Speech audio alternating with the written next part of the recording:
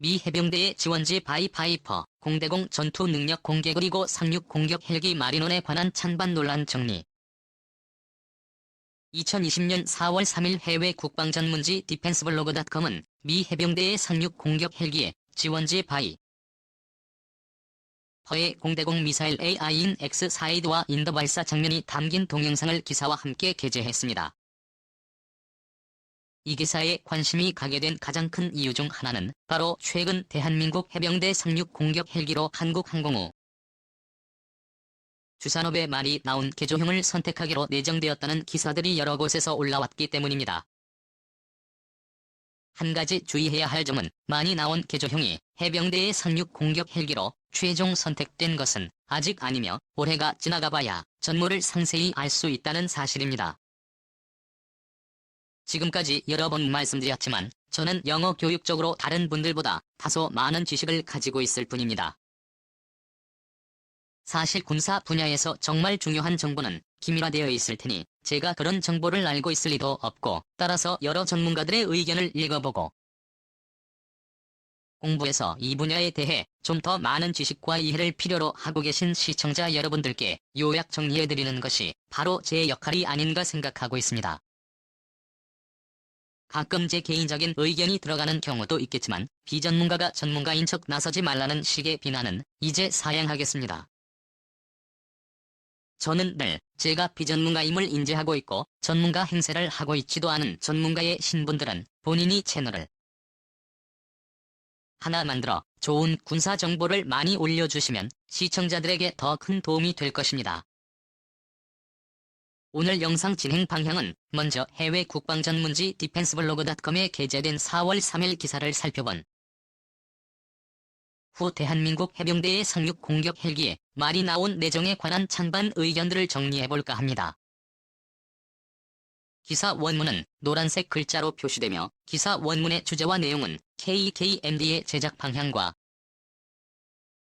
아무런 관련이 없음을 밝힌다.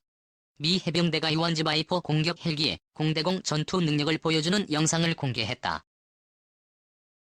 몇 달 전 미 해병대는 펜들턴 해병대 공군기지에서 개최된 하이퍼스톰 훈련을 통해 AG-1G 하이퍼 공격 헬기 위력을 과시했다. 하이퍼스톰 훈련은 2019년 12월 11일 캘리포니아 남부에서 실시되었다. 해안과 내륙의 각각 다른 두 곳으로부터 날아온 지원지 발파 공격 헬기는 실전을 방불케 하는 모의 훈련을 통해 미 해군과 연합군의 해상 통제의 필수적인 항행의 자유를 위협할 수 있는 능력을 지닌 적군의 가상 목표물을 정확하게 타격하고 작전적 수준의 적응성을 향상시키는 연습을 했다. 이번 하이퍼스톰 훈련의 특징은 다른 공격용 헬기와 무인기 심지어 고정익 전투기까지도 공격할 수 있는 NH-1G 바이퍼에 거의 알려져 있지 않던 공대공 전투 능력을 공개했다는 점이다. 이 훈련에 참가한 12대의 A인의 진원지 발포들은 AGM-124 헬파이어 공대지 미사일과 N9 사이드와 인도 공대공 미사일을 통해 가상 목표물을 정확하게 타격하며 파이퍼 공격 헬기의 다재다능함을 어필했다. 이전 기종인 AKG-1W 슈퍼코브라보다 더 큰 짧은 날개 스타빙스를 가진 지원지 바이퍼는 공대공 미사일인 사이드와 인도를 최대 2발 합동 공대지 미사일 AGM 또는 헬파이어 미사일을 16발 보조 연료 탱크 최신형 K 플러스 레이저 유도 로켓을 포함한 다양한 신관 옵션을 갖춘 로켓탄을 최대 한 발 탑재할 수 있다. 이러한 무기체계들은 이 플랫폼이 대공대지 대함 전투 중 그 어떤 임무도 적절하게 수행할 수 있도록 도와준다. LH-1G 바이퍼는 보다 현대화된 화포와 전자 센서 및 통신 장비 때문에 많은 부분에서 이전 세대의 공격 헬기보다 더 치명적이고 생존성이 높아졌다. 예를 들면 헬파이어 대전차 미사일을 대체하기 위해 개발된 합동 공대지 미사일 JAG을 탑재할 수 있다. 무게는 헬파이어와 JAGM이 동일하지만 사정거리가 16로 JAGM이 2배로 깁니다. JAGM은 중요한 가치를 지닌 육상 및 해상 목표물에 대하여 사용하기 위해 개발된 공중 플랫폼에서 발사되는 다중 센서를 장착한 정밀유도탄이다.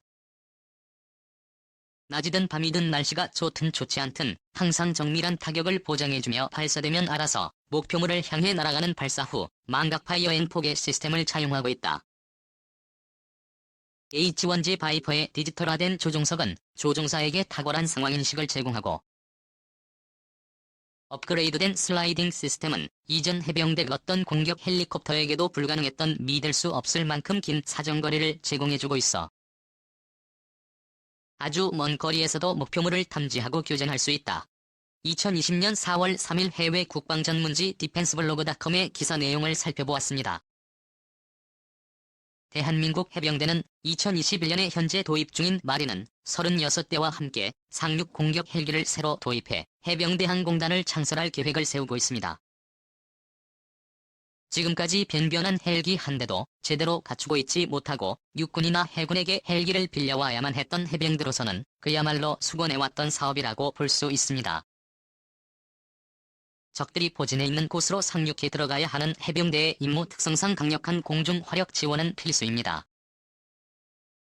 상륙지에 펼쳐져 있는 적의 방어진지를 무력화시켜야 하는데 이는 곧 진지를 방어하는 기계화 부대를 상대해야 한다는 뜻이 되기 때문입니다. 기계화 부대를 압도할 수 있는 공중 화력 지원을 제공해줄 수 있는 부대가 바로 상륙 공격 헬기 부대입니다.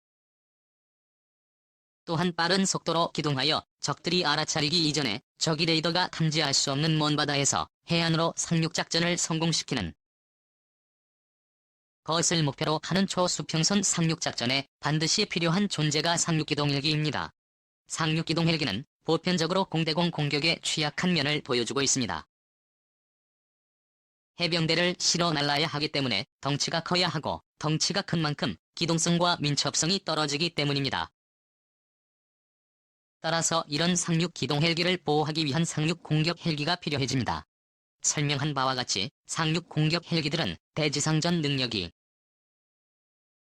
뛰어나야 할 뿐만 아니라 무인기나 같은 헬기 심지어 고정익 전투기들과 상대할 수 있을 정도의 공대공 전투 능력도 매우 중요한 고려사항이 되기도 합니다. 점에서 미 해병대의 지원지 바이퍼의 공대공 전투 능력 공개는 매우 깊은 인상을 남길 수밖에 없습니다. 최신형 단거리 공대공 미사일인 AIM-9X 사이드와 인더를 두 발 장착할 수 있는 데다 최신형 센서들을 장비하고 있기 때문에 상륙하고 있는 아군의 기동 헬기들을 무인기나 공격 헬기 심지어 고정익 전투기들로부터도 보호할 수 있는 능력을 가지고 있기 때문입니다. 여기까지 설명이 되었으니 이제 대한민국 해병대의 상륙 공격 헬기의 카이마리논 개조형을 선정하는 것에 대한 찬반 진영의 논리를 살펴보도록 하겠습니다. 먼저 주간동아와 본인의 유튜브 채널 등을 통해 말이 나온 공격 헬기 선정에 대한 반대 의견을 가장 강력하게 표시하고 있는 분은 신인균 자주네트워크 대표입니다. 신인균 대표는 무엇보다도 상륙 기동 헬기와 상륙 공격 헬기의 역할을 구분해야 한다고 강변합니다. 이는 신인균 대표뿐만 아니라 반대 진영에서도 인정하고 있는 부분입니다. 무장 헬기로 만들어진 마린 오늘 공격 헬기로 개조하는 데는 한계가 있다고 강조합니다. 그래서 차라리 미 해병대가 중고 매물로 내놓은 H-원더 블루 슈퍼코브라를 저렴하게 도입하는 편이 낫다고 주장합니다. 가격적으로도 말이 나오는 상륙 공격 헬기로 개조하는 경우 대당 470억의 비용이 들어가지만 중고 매물인 지원 더블 슈퍼코브라를 도입한다면 1000억대의 주모델을 도입할 수 있다는 주장을 하고 있죠. 한 대당 50억이면 도입이 된다는 이야기를 하고 있는 것입니다. 물론 신인균 대표는 중고 매물로 나온 AW 슈퍼코브라의 기체 연령이 20년에서 30년에 달해 도입한다고 해도 얼마 쓰지 못한다는 점을 인정하고 있습니다. 따라서 엔진 등 중요 부품은 교체해야 한다는 이야기를 하고 있는데요. 중요 부품을 교체하면 정확하게 어느 정도의 비용이 들어가는지는 이야기하고 있지 않습니다. 대당 50억은 순수하게 중고로 도입되는 가격, 쉽게 말하면 들여와도 그대로 써먹을 수 없고 주요 부품들을 교체해야 하지만 비행이 가능한 상태일 때 가격입니다. 제가 다른 자료를 찾아보니 이데일리 신문의 김관용 기자는 중고로 도입되는 H-원더 퍼코브라를 우리 해병대의 작전 요구 성능을 반영해 개량할 경우 대당 가격은 150억 원가량으로 추정된다고 설명하고 있습니다. 마린온이 비용도 개조 비용을 합쳐서 24대 도입해 대당 2만 90억으로 추정하고 있습니다. 신인균 대표의 계산은 무려 180억이라는 상당한 차이가 있네요. 또한 신인균 대표는 이번 상륙 공격 헬기를 카이의 마린1으로 내정하는 과정에 정치적 압력이 작용되었다고 주장하고 있습니다. 카이와 정부 간의 모종의 거래에 의해 성능면에서 비교가 되지 않는 마린1을 상륙 공격 헬기로 몰아가고 있다는 것이죠. 이번에는 해병대 상륙 공격 헬기로 카이의 인원을 내정했다는 선택에 찬성 혹은 이해되는 반응이 있다는 쪽의 내용들을 살펴보겠습니다. 아까 언급했던 이데일리 신문의 김관용 기자의 기사와 아시아 경제에 게재된 월간 항공의 김재항 편집장의 기사 내용입니다. 김재환 편집장은 아직 상륙 공격 헬기 선정 과정이 확정되지 않았다는 사실을 강조하고 있습니다. 올해 안에 언제든지 결과는 바뀔 수 있다는 입장이죠. 김재항 편집장에 따르면 마린1을 선호하는 쪽의 입장은 다음과 같이 요약됩니다. 운영 측면을 강조한 입장에서는 마린1 기반의 무장 헬기 도입을 지지하고 있다. 이는 마린1을 기반으로 개발하면 두 기종 간 호환성이 높아 부품 조달 후속 군수 지원 등이 용이하기 때문이다. 또한 조종석을 포함해 기체 구조가 기본적으로 동일해 조종사와 정비사 교육도 기존 교육 훈련 체계를 활용할 수 있는 등 단일 기종 운용에 따른 효율성을 높일 수 있다는 설명이다. 김재환 편집장은 또한 반대파의 주장도 요약하고 있습니다. 그러나 단점도 지적되고 있다.